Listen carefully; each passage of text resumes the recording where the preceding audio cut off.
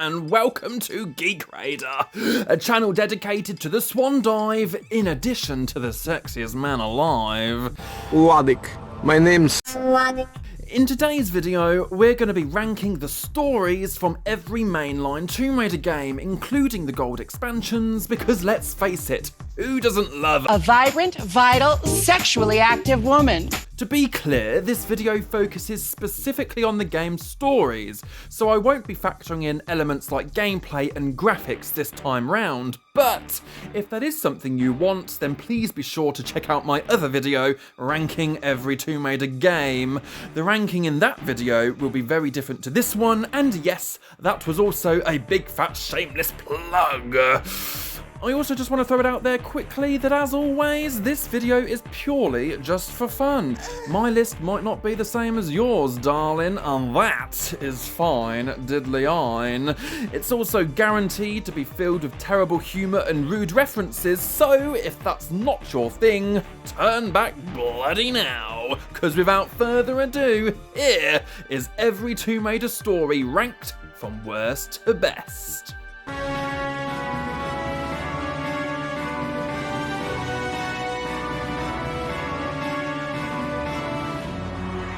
Now, in celebration of Pride Month, it feels fitting to start with the bottom. So, to kick off this list, we have the game with the very worst story. And it actually pains me to say it, but it's gotta be Tomb Raider Unfinished Business. Now, don't get me wrong, I love the gameplay, love the levels, heck, I even love the puzzles, but the story? It's a little bit of a sweaty gooch, if you know what I mean. Which is understandable though, given that it is only an expansion pack after all.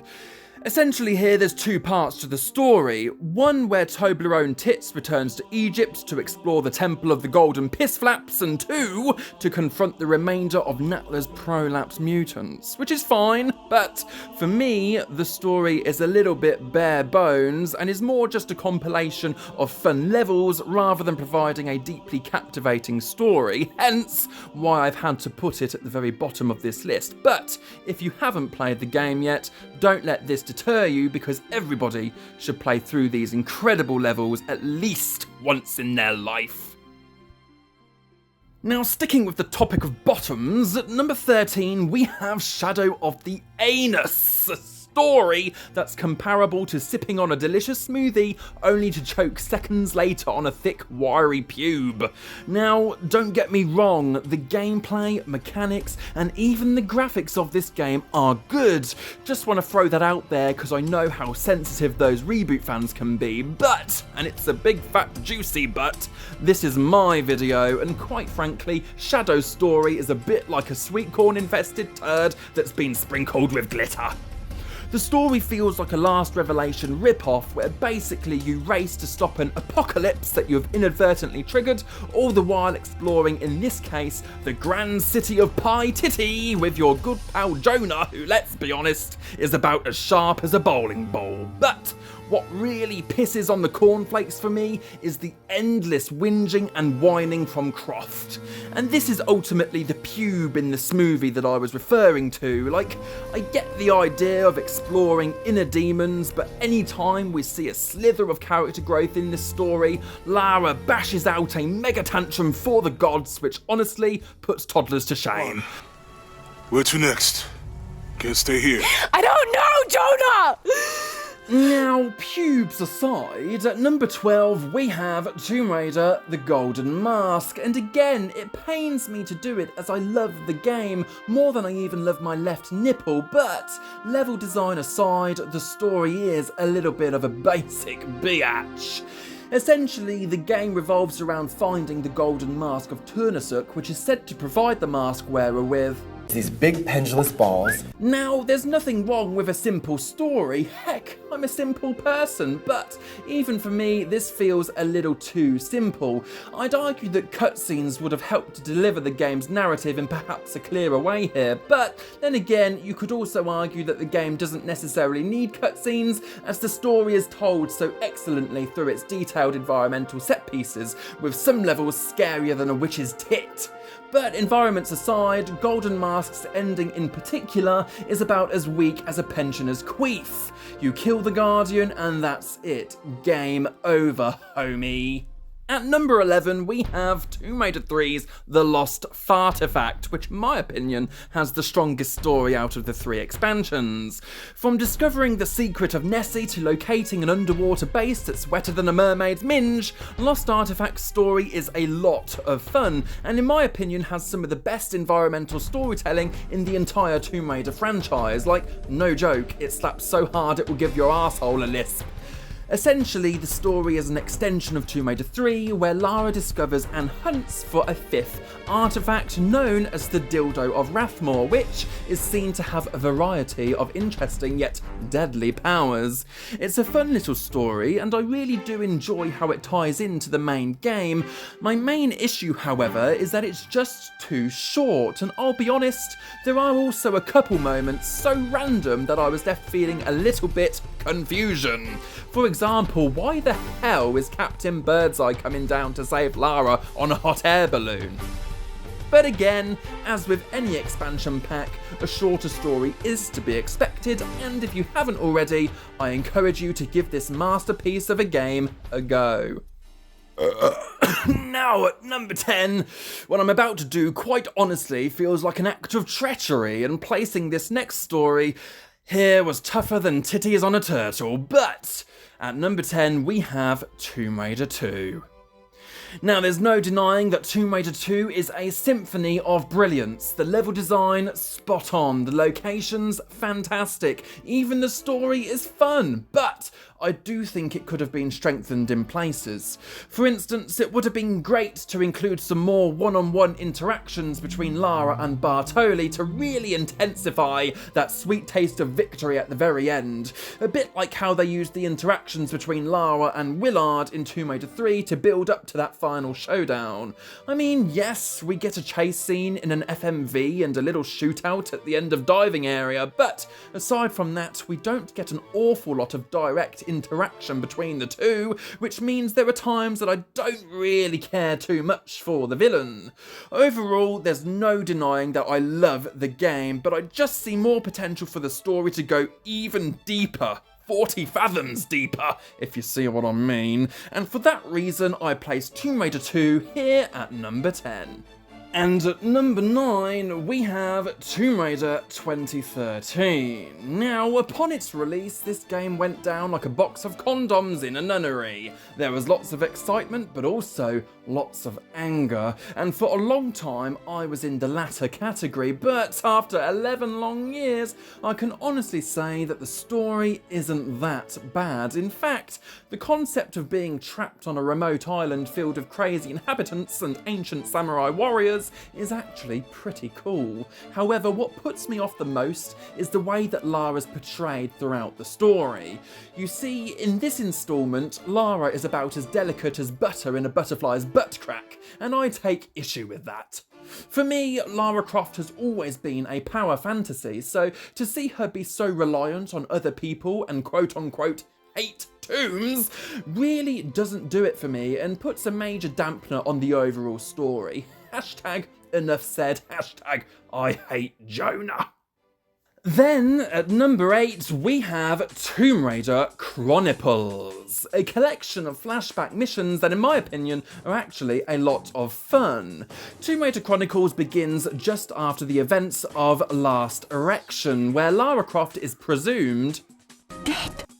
Essentially, Chronicles is a celebration of Lara Croft and sets about taking you through a selection of short stories from discovering the arsehole of destiny to infiltrating VCI headquarters in the Big Apple. However, what causes me to place Chronicles at number 8 is that this game feels more like a set of expansion packs rather than a fully fleshed out and in-depth story, and many of us fans will know why that is the case, but all things considered, I still think number 8 is a reasonable spot for this game's narrative.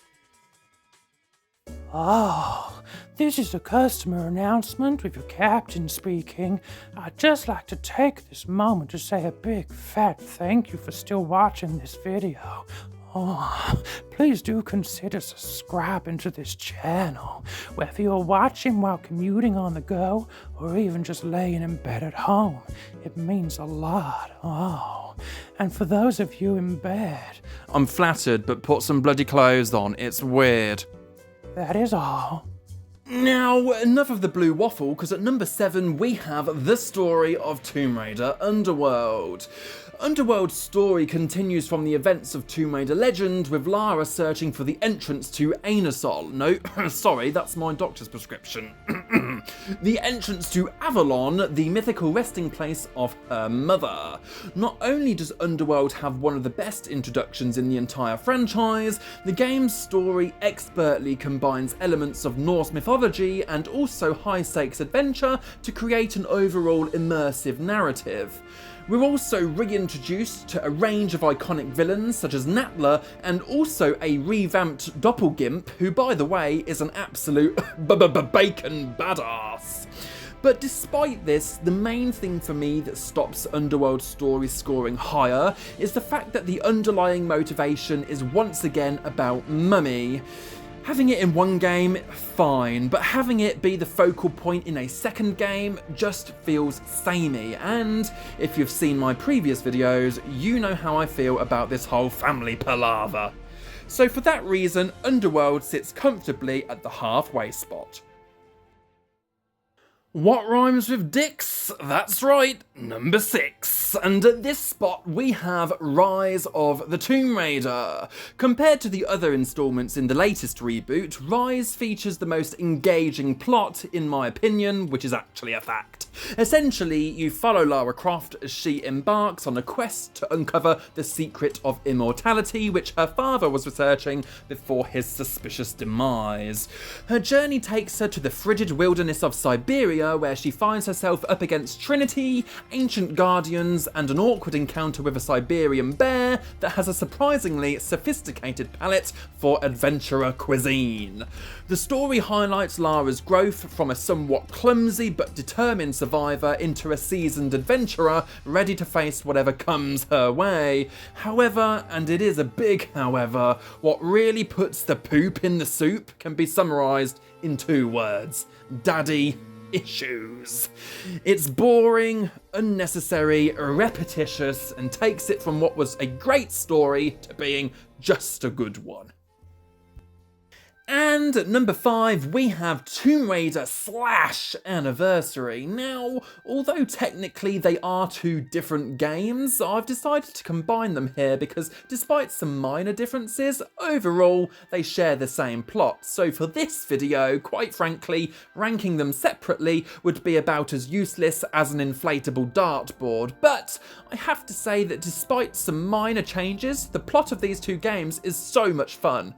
Essentially, Lara is hired by Jacqueline Natla, a Janice lookalike who's keen to get her hands on the Scion, or the Scion, as I've heard some people interestingly say. Anyway, the story takes you through a range of locations, including Atlantis, which, let's be honest, looks like the inside of Winston's arse, all the while battling wild animals and definitely not stereotyped mercenaries.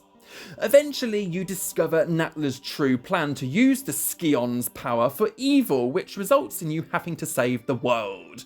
If I'm being picky, although the story is entertaining, I do think it glossed over some of the characters, like the cowboy, for example, who legitimately only says 5 words throughout the entire game. But overall, it's a coherent story that is always fun to play.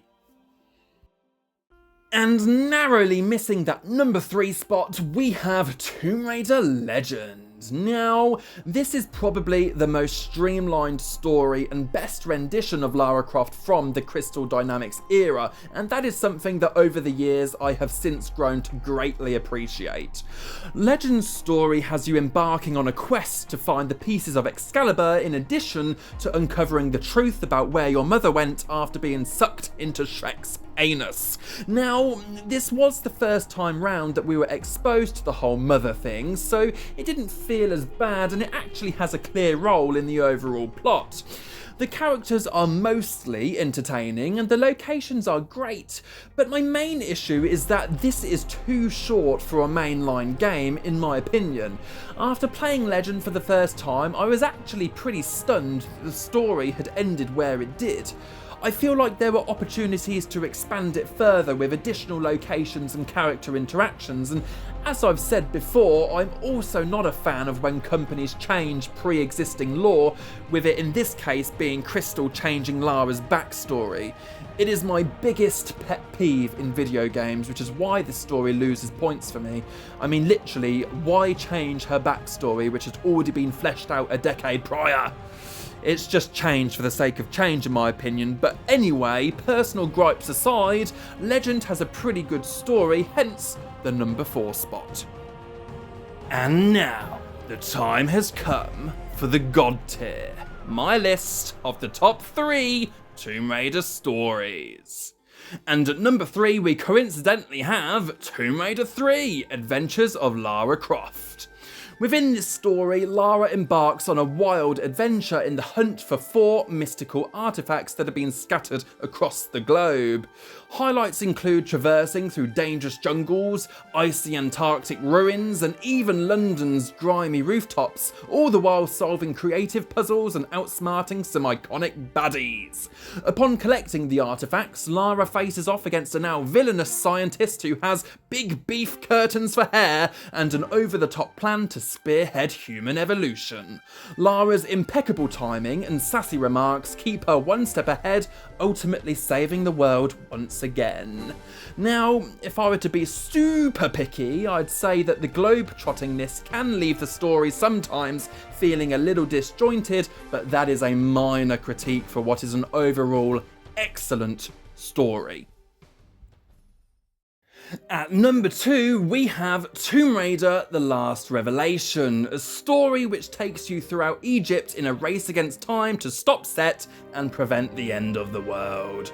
There's a running theme here with that, isn't there?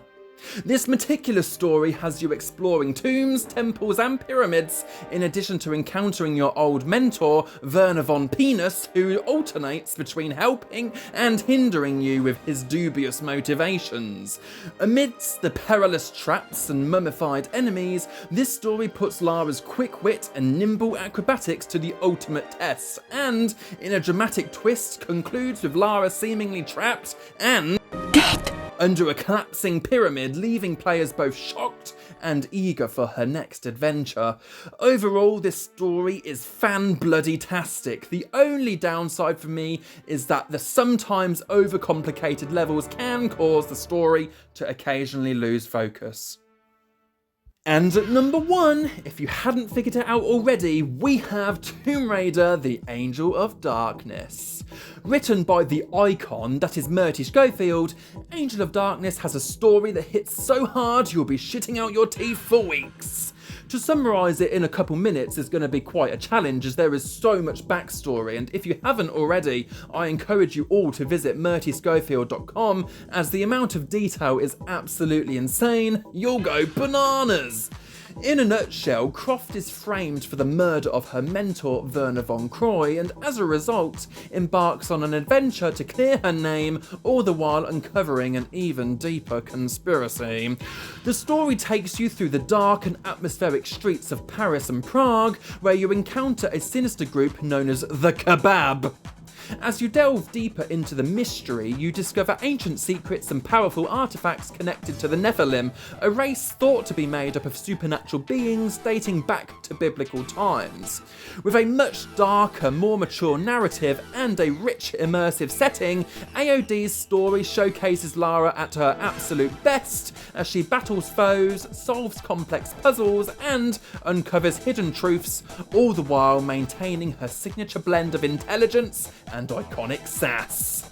Almost every character has a whole backstory, and the passion and time put into this plot is just so apparent from start to finish that I just can't help but smile as I play through the game. Hands down, the greatest story of the entire Tomb Raider franchise, and quite probably the best one that we will ever get. And just like that, this video comes to an end. Thank you for joining me in this video. I would absolutely love to know what your list is in the comments, but as always, keep it respectful, otherwise you'll be sent to the pod. Like the pod! Also, feel free to subscribe or don't, and I look forward to seeing you in my next video. Peace!